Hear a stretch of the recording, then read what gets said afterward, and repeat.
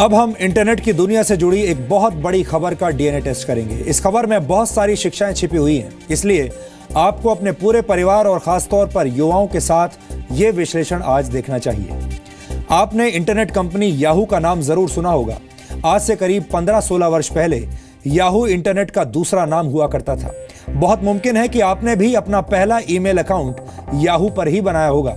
Yahoo के chat rooms और Yahoo messenger कभी दुनिया के सबसे बड़े सोशल नेटवर्किंग प्लेटफॉर्म्स हुआ करते थे।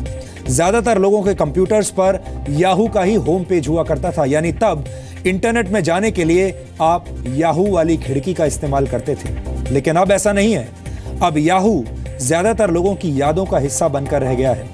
याहू एक कंपनी के तौर पर खुद को वक्त के साथ बदल नहीं पाई और अब ये कंपनी बहुत ही सस्ते दामों पर बिक रही है। याहू के फेल होने की असली वजह क्या है, इसके बारे में हम आपको बताएंगे, क्योंकि याहू की कहानी जानने के बाद आप अपने जीवन और अपने करियर के बारे में नई दृष्टि से सोच पाएंगे। दूसरों की गलतियों से सबक लेकर आप अपने जीवन में फेल होने से बच सकते हैं। अंग्रेजी की एक बहुत मशहूर कहावत है, jack of all trades master of none, यानी एक ऐसा व्यक्ति जिससे काम तो बहुत सारे आते हैं लेकिन वो किसी भी काम का विशेषज्ञ नहीं होता। याहू पर भी ये कहावत बिल्कुल फिट बैठती है।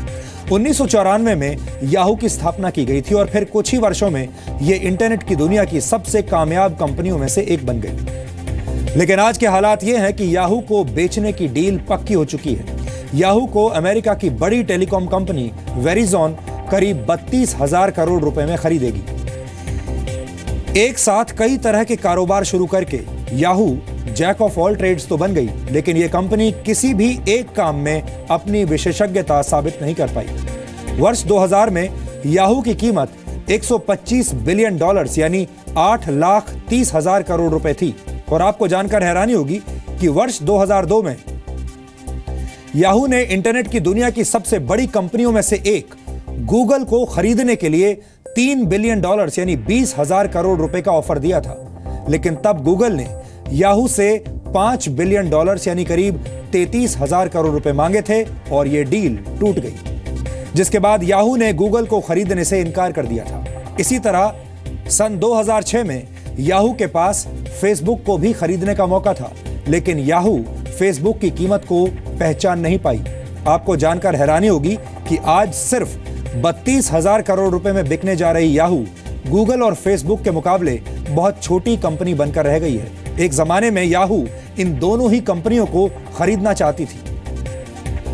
आज गूगल की ब्रांड वैल्यू ही याहू के मुकाबले करीब 18 गुना ज्यादा है। फोर्ब्स मैगजीन के मुताबिक इस वक्त गूगल की ब्रांड वैल्यू 5 लाख करोड़ रुपए से ज्यादा है। इसके अलावा 2008 में माइक्रोसॉफ्ट ने $44 बिलियन यानी करीब 2,95,000 करोड़ रुपए में याहू को खरीदने का प्रस्ताव दिया था, लेकिन तब याहू ने इस ऑफर को ठुकरा दिया था और आज याहू 2008 के मुकाबले 9 गुना कम कीमत पर बिकने के लिए तैयार है। याहू के इस पतन की सबसे बड़ी वजह है वक्त के साथ खुद को ना बदल पाना। सन 2000 के बाद इंटरनेट की दुनिया तेजी से बदलने लगी, लेकिन याहू ने वक्त के साथ खुद को नहीं बदला और जिस वक्त इंटरनेट कंपनियां सोशल मीडिया और मोबाइल फोन्स की ताकत को पहचान कर अपने ग्राहकों को नए नए प्लेटफॉर्म्स दे रही थी, याहू अपने पुराने तौर तरीकों से ही काम करती रही। याहू की नाकामयाबी के पीछे कुछ और बड़े कारण भी हैं और इनमें से सबसे बड़ी वजह है याहू में अच्छी लीडरशिप का अभाव।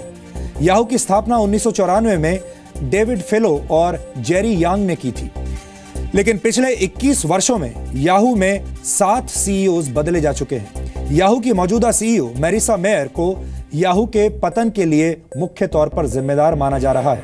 मैरिसा मेयर ने वर्ष 2012 में याहू को ज्वाइन किया था। मैरिसा के कार्यकाल में याहू को 2015 में 30,000 करोड़ रुपए से ज्यादा का नुकसान हुआ था। लेकिन आपको जानकर आज बहुत हैरानी होगी कि इस कंपनी के खराब प्रदर्शन की सजा मैरिसा को नहीं मिल रही। आजकल प्राइवेट सेक्टर में सीईओज की सैलरी कंपनी के परफॉर्मेंस से लिंक्ड होती है, यानी कंपनी जैसा परफॉर्म करेगी सीईओज की सैलरी वैसी ही होगी। लेकिन मैरिसा मेयर की सैलरी का सिर्फ 3% हिस्सा ही कंपनी के परफॉर्मेंस से लिंक्ड था। आप ये भी कह सकते हैं कि जिसने अपने नेतृत्व में पूरी कंपनी को डुबो दिया, उसकी जेब पर इसका कोई खास असर नहीं पड़ा।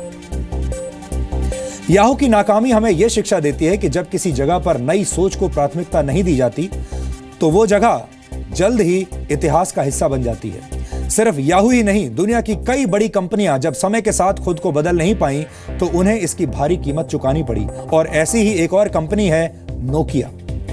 1991 में पहली बार फिनलैंड के प्रधानमंत्री ने नोकिया द्वारा बनाए गए उपकरण से दुनिया की पहली जीएसएम कॉल की थी, यानी मोबाइल कॉल की थी।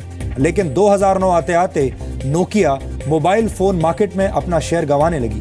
नोकिया के साथ समस्या यह थी कि वो ऑपरेटिंग सिस्टम्स में हो रहे क्रांतिकारी बदलाव की ताकत को पहचान नहीं पाई और पुराने ढंग से ही चलती रही। इसके बाद खराब दौर से गुजर रही नोकिया को वर्ष 2013 में माइक्रोसॉफ्ट ने खरीद लिया। इसी तरह सन 1888 में दुनिया के पहले कैमरे का निर्माण करने वाली कंपनी कोडैक भी समय के साथ खुद को नहीं बदल पाई और कैमरा बेचने के मामले में दुनिया की कई कंपनियों से पिछड़ गई। आपको जानकर हैरानी होगी कि डिजिटल कैमरे का निर्माण कोडैक ने वर्ष 1975 में ही कर लिया था, लेकिन खुद कोडैक डिजिटल फोटोग्राफी की ताकत को नहीं पहचान पाई और 2012 में कोडैक कंपनी दिवालिया हो गई। ब्रिटिश लेखक जॉर्ज बर्नार्ड शॉ ने कहा था, progress is impossible without change and those who cannot change their minds cannot change anything. यानी बदलाव के बिना तरक्की हासिल नहीं की जा सकती और जो लोग वक्त के साथ अपने सोचने का तरीका नहीं बदल पाते वो कुछ भी नहीं बदल सकते, यानी वो कुछ भी नया नहीं कर सकते। याहू, नोकिया और कोडैक जैसी कंपनियों को चलाने वाले लोग वक्त के साथ अपनी सोच को बदल नहीं पाए और शानदार शुरुआत के बावजूद वक्त से पहले इतिहास का हिस्सा बन गए। हमने अपने इस डीएनए टेस्ट के जरिए आपको यही बताने की कोशिश की है। हम आपसे यही कहना चाहते हैं कि बदलाव प्रकृति का नियम है, इसलिए नए तरीके से सोचिए, नए आइडियाज पर काम कीजिए, नए लोगों से मिलिए, नई सोच अपनाइए। ये सब करने के लिए आपके पास किसी बड़े गोल यानी बड़े उद्देश्य का होना जरूरी नहीं है, क्योंकि जीवन को छोटे छोटे बदलावों से भी सुखद और मंगलमय बनाया जा सकता है। होना यह चाहिए कि आपके पास एक उद्देश्य होना चाहिए, चाहे वो उद्देश्य बड़ा हो या उद्देश्य छोटा हो, लेकिन उद्देश्य होना जरूरी है। इसलिए हम चाहते हैं कि आप रोजाना एक जैसा जीवन ना जिएं, हर दिन कुछ नया करने की कोशिश करें ताकि आप इस दौड़ में पीछे ना रह जाएं।